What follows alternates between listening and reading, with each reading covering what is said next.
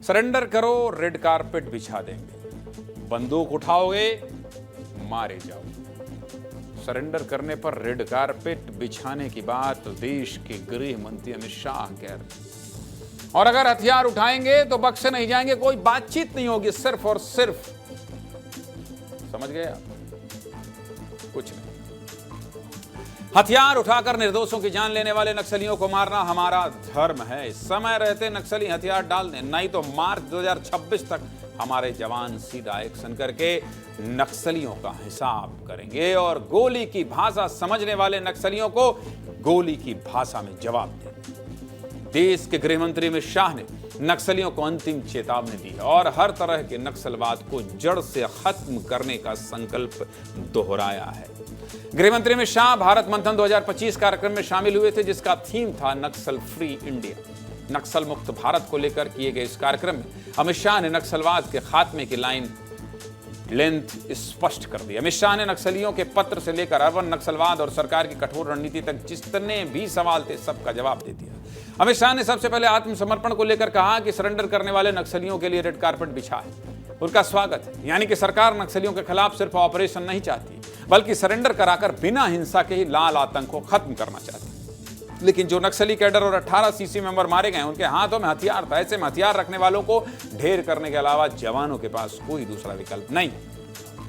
इसके बाद अमित शाह ने नक्सलियों के पत्र का जवाब दिया। लगातार सामने आ रहे नक्सलियों के लेटर पर गृह मंत्री ने कहा कि आदिवासियों की जान लेने वाले नक्सली खुद को बेचारा कह रहे हैं। पहले नक्सली तय करते थे कि शांति वार्ता होगी या नहीं, लेकिन अब शांति वार्ता का फैसला सरकार करेगी। यानी कि नक्सलियों के पत्र से चलने वाले प्रोपेगेंडा का कोई असर नहीं पड़ने वाला है और जवानों का ऑपरेशन लगातार जारी रहेगा। क्या कह रहे हैं केंद्रीय गृह मंत्री अमित शाह, सुनिए। जो हथियार छोड़कर सरेंडर होकर आना चाहते हैं उनके लिए रेड कारपेट है। आइए भाई, आपका स्वागत है। आप मार्ग भूले हुए हमारे ही लोग हो, मगर आप हथियार में लेकर निर्दोष आदिवासियों को मारना चाहते हैं तो मेरी सरकार का धर्म है इनको बचाना और आपका सामना। सुरक्षा बलों के पास और कोई चारा नहीं होता, गोली का जवाब गोली से ही देना होता है। सरकार के रिस्पांस का स्टीयरिंग नक्सलवादियों के हाथ में था। 14 के बाद सरकार के अभियानों का, सरकार के कार्यक्रमों का, सरकार के आयोजन का स्टीयरिंग भारत सरकार के गृह मंत्रालय के पास है। मारने वाले अपने आप को बेचारा कहते हैं। ये नक्सलवाद के विचार का वैचारिक पोषण, लीगल समर्थन और वित्तीय पोषण करने वाले समाज में बैठे हुए लोगों को समझ नहीं लेता है और उन लोगों को हम वापिस नहीं लाते हैं, तब तक नक्सलवाद के खिलाफ। बड़ी खबर आ रही है, ब्रेक करिए जरा, ब्रेक करिए। और खबर यह है कि एक बार फिर नक्सलियों के पूर्व केंद्रीय कमेटी के प्रवक्ता गुप्ता, क्या कर रहे हो आप?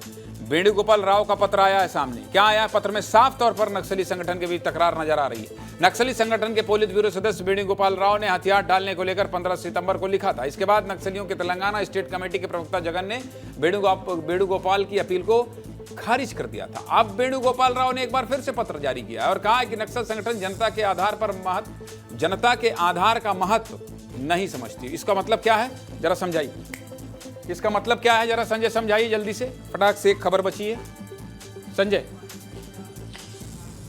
देखिए, एक और लेटर आ गया वेणुगोपाल राव का। इस बार उसने सीधे तौर पे कहा है कि जो मैंने लेटर जारी किया था, जो विस्तार जिसे सबसे पहले दर्शकों तक पहुंचाया था 15 सितंबर को, वेणुगोपाल राव ने ये बताया है कि 15 अगस्त का लिखा हुआ पत्र आखिर जनता तक 15 सितंबर तक क्यों पहुंचा। और उसने साफ तौर पे कहा है कि इसे खारिज करते हुए तेलंगाना स्टेट कमेटी के प्रवक्ता जगन ने जो लेटर लिखा है उसे इसने आड़े हाथों लिया है। वेणुगोपाल राव ने उसने कहा है कि जब हमारी पार्टी लगातार एंटी नक्सल मोर्चों पे यानी कि सरकार के सामने मात खा रही है, लगातार हमारे बड़े केंद्रीय नेता मारे जा रहे हैं, ऐसे में जगन जो कि एक स्टेट कमेटी का मेंबर है, उसका प्रवक्ता है, उसे लिखा है कि हमने केंद्रीय कुल मिलाकर संजय, कुल मिलाकर ये जो उलझन है, जैसा कि अमित शाह ने भी कहा है, आज माफी चाहते हुए आज आपसे कम बातचीत करूंगा क्योंकि खबरें और है जरूरी हैं, तो मैं ये कह रहा हूं कि कुल मिलाकर ये जो अमित शाह कह रहे हैं उसको नक्सलियों को समझना होगा कि भाई साहब रेड कारपेट में आना है या फिर